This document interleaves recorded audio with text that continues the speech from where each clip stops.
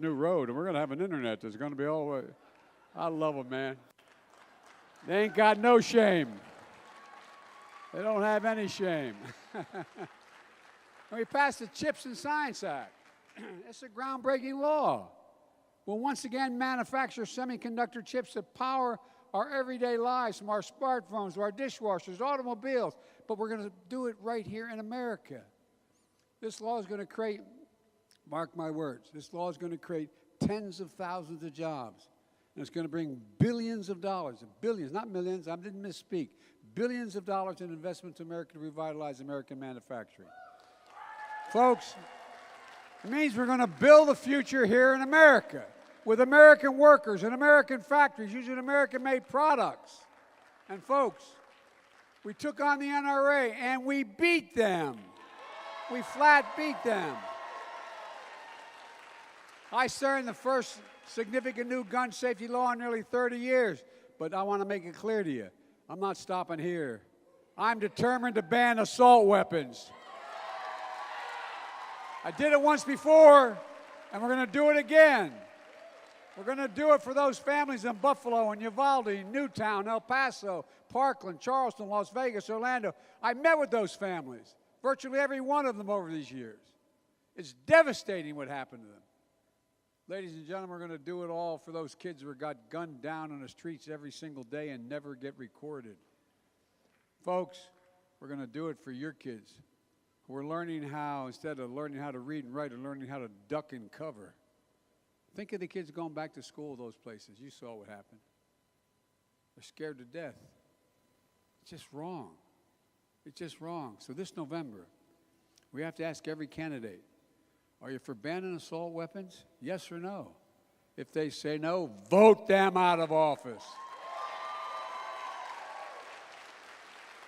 Look, in my State of the Union address, I put forward a unity agenda that included taking care of veterans who were exposed to those burn pits. These pits are the size, literally, of football fields, 8, 9, 10 feet deep. In Afghanistan, Iraq, and elsewhere, that incinerate the wastes of war, tires, poisonous chemicals, jet fuel, and so much more, in some cases, bodies. And guess what? Too many of our soldiers are sleeping in quarters within 200 to 500 yards from these toxic pits. My son was one of them. They're inhaling these poisonous fumes. They came home with headaches and numbness and dizziness and cancer, highest cancer rates ever. I just signed the PACT Act, it's called. Take care of these veterans. They need medical assistance to provide compensation, and we also have to provide compensation for those families that lost a soldier. It's a consequence of these burn pits. Folks, this is the least we could do for them. I believe this nation has many obligations, but we only have one truly sacred obligation. I've been saying this my whole career. It's prepare those we send into harm's way and care for them and their families when they come home. It's a sacred obligation. And we're making progress on global inflation caused by the pandemic and Putin's war in Ukraine. Gas prices are down over $1 since we started this effort. I just signed into law Historic Inflation Reduction Act. It wasn't easy. Wasn't easy. We had to take on big drug companies, and we did. You know, we pay more for prescription drugs, than any other developed nation in the world. And for years, back when I was a senator and I was vice president, many of us tried to fix this problem. But for years, Big Pharma blocked Medicare from negotiating for lower drug prices. But not this year. We beat them. We won. Big Pharma lost for the first time. Now Medicare will have the power to negotiate lower prescription drug prices. And seniors in America will see their out-of-pocket costs for drugs limited to $2,000 a year, no matter how much they have to spend. Whether it's for cancer drugs or any other disease. And if you're on Medicare and you have diabetes, the cost of insulin will be capped at $35 a month rather than $1,000 a month. One more thing. We wanted to cut insulin costs for everyone, including the hundreds and thousands of young people with type 2 diabetes. I was in Virginia a couple months ago, meeting with a family at an event. And I stood up this mother with 2 kids and had type 2 diabetes, paying $675 a month for their insulin. She said, I can't do it anymore. We got to cut the dosage. We got to skip. Imagine, I mean this sincerely, think about this. Imagine being a parent, looking at your child, knowing they have type 2 diabetes, knowing they need this insulin, and you don't have the money to pay for it. You don't have the insurance. You don't qualify for anything. Imagine. It cost them $10 to make this insulin and package it. 10. Drug companies charge families at least 30 times that. My God. Being that parent, not having the insurance. What the hell? Just imagine. But guess what? The Republicans knocked that out of my legislation. They said we weren't going to pay for it. They weren't going to pay for it. I'm committed to coming back and getting it done, damn it. And for decades, climate deniers have blocked any meaningful progress dealing with the climate crisis. But guess what? Unfortunately, what's happening now, nobody denies we have a climate crisis. You know, I've traveled all around the country, from California to Idaho, up all, you know, more land is burned to the ground. More forest is burned to the ground than the entire state of New Jersey, from New York all the way down to Virginia. Think of that. More land. Look at the temperatures. Over 125 degrees some places. The Great Salt Lake. The Dead Sea. I mean, things are changing. But guess what? Even in spite of that, where are these guys? These climate deniers have blocked any meaningful progress dealing with the climate crisis. But not this year. This year we won $362 billion to deal with climate. The climate deniers lost. We're taking on the most aggressive action to confront climate crisis ever in our history. It's going to create 1 million good-paying jobs for real.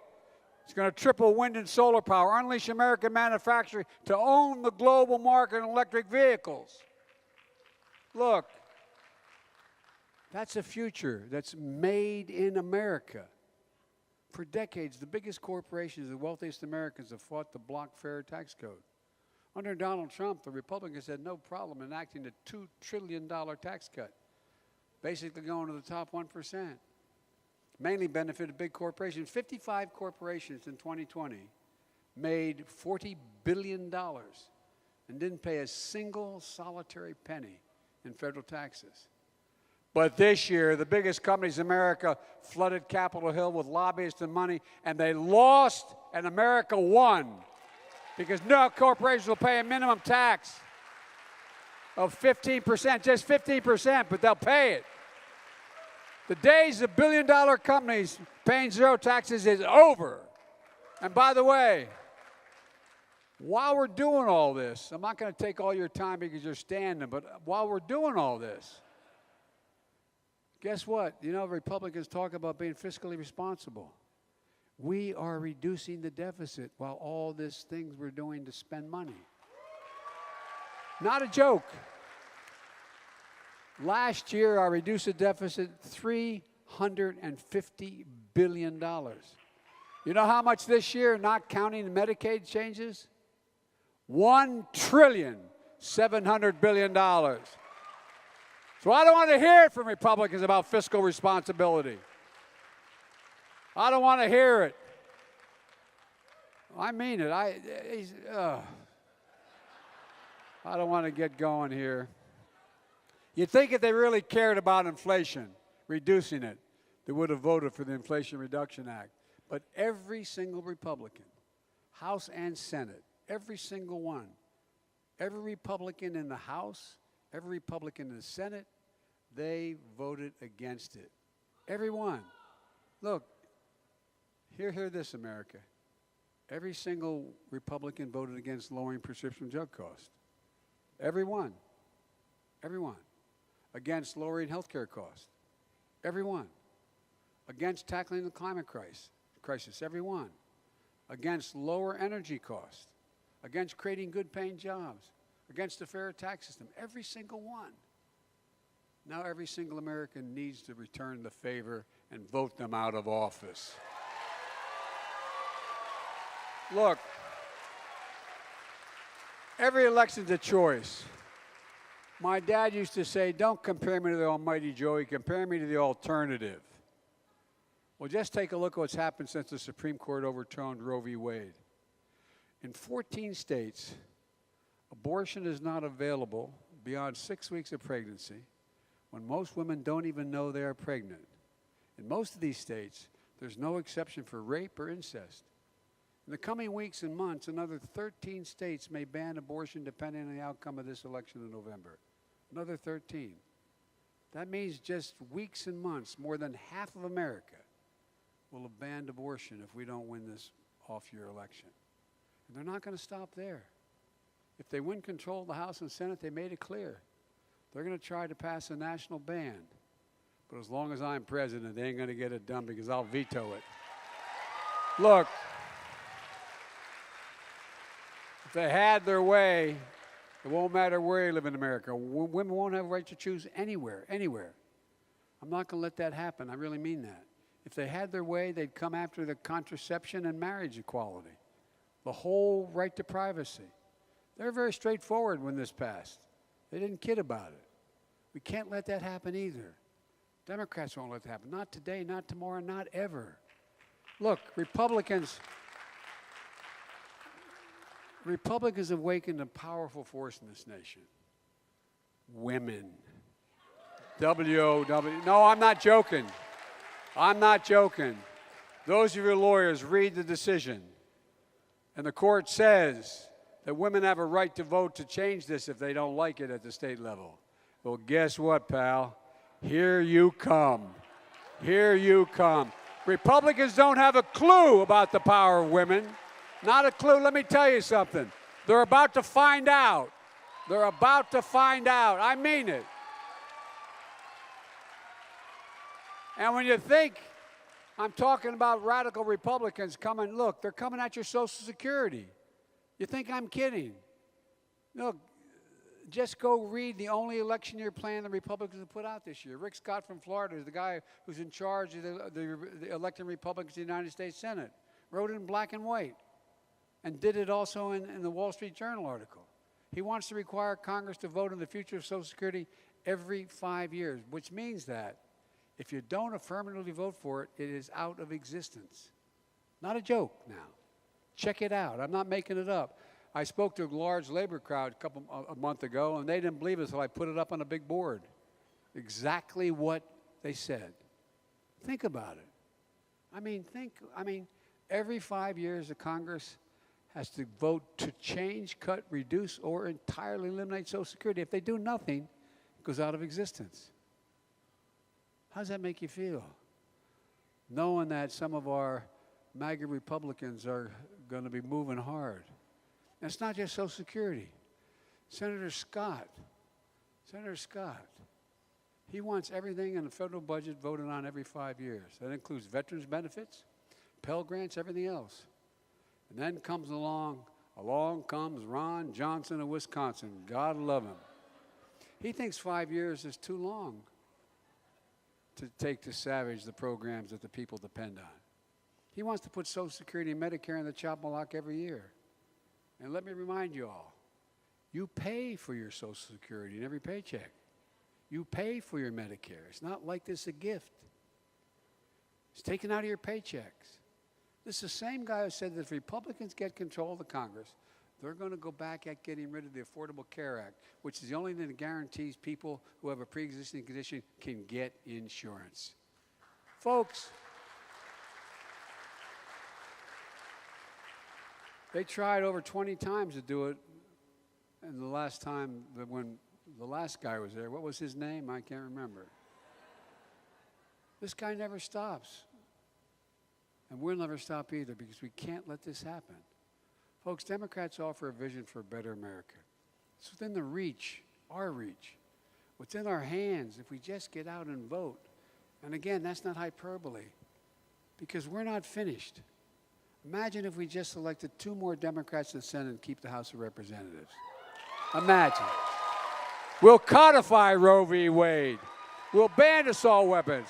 We'll protect Social Security and Medicare. We'll pass universal pre-K. We'll restore the child care tax credit. We'll protect voting rights. We'll pass election reform. We'll make sure no one ever tries to steal an election again in America.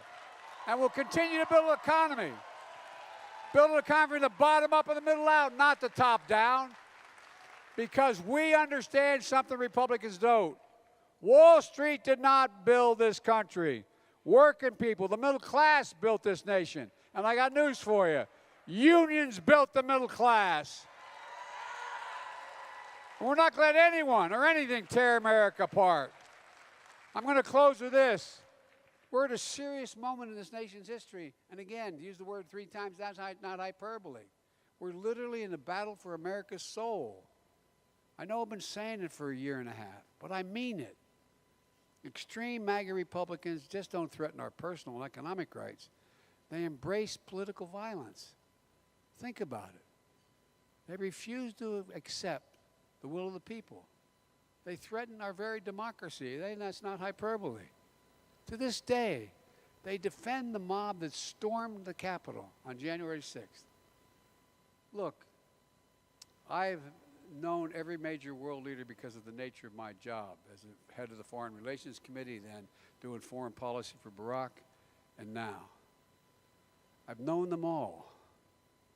Imagine if we leave here tonight and you turn on the television and you found out that whether it's in the Bundestag in Germany or in the Parliament in Great Britain, a couple thousand people stormed those buildings, broke down the doors of the Parliament, killed some cops, beat the hell out of people to try to change the outcome of an election of a woman who just got picked to be prime minister. Imagine what you'd think. Not a joke now. Think about it. I'm being deadly earnest. Think about what you'd think. What kind of confidence you'd have in our European friends.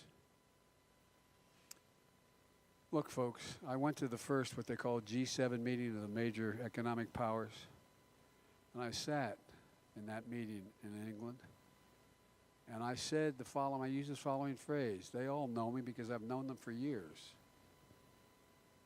I said, America's back. And they looked at me and they said, for how long? No, I'm not joking now. I give you my word, I'm not kidding. This is deadly earnest. They said, for how long? And look what they see on television in their countries every single day. What Trump is doing and the Trumpers are doing. Well, let me tell you something. They're looking and wondering. We have to win this off-year election for more reasons than just being able to move our agenda forward. We have to. And it doesn't do a whole lot to show the new polls showing me beating Trump by 6 or 8 or whatever the hell the numbers are. No, but it really doesn't matter very much now in this off year. Folks, you can't be pro-insurrection and pro-democracy. Not a joke. I'm being deadly earnest now. You can't be pro-insurrection and pro-democracy. You can't support law enforcement and call the mob that attacked the police on January 6th in the United States Capitol patriots. And you heard what he recently said? He said if he gets elected again, he'll pardon them all. He'll pay their legal fees. How can you call yourself a Democrat with a small d. How can that be? Folks, that's why those who love this country, Democrats, independents, and mainstream Republicans, have to be stronger, more determined, and more committed to saving American democracy than the MAGA Republicans are to literally destroying American politics. You just have to vote. We have to vote. You have to organize, mobilize, get out the vote. You just need to remember who we are. We are the United States of America. And there's nothing beyond our capacity if we do it together. So let's get moving. God bless you all, and may God protect our troops. Please, please, please, vote, vote, vote. Thank you all very much. And thank you for volunteering your services as you do. Thank you, thank you, thank you.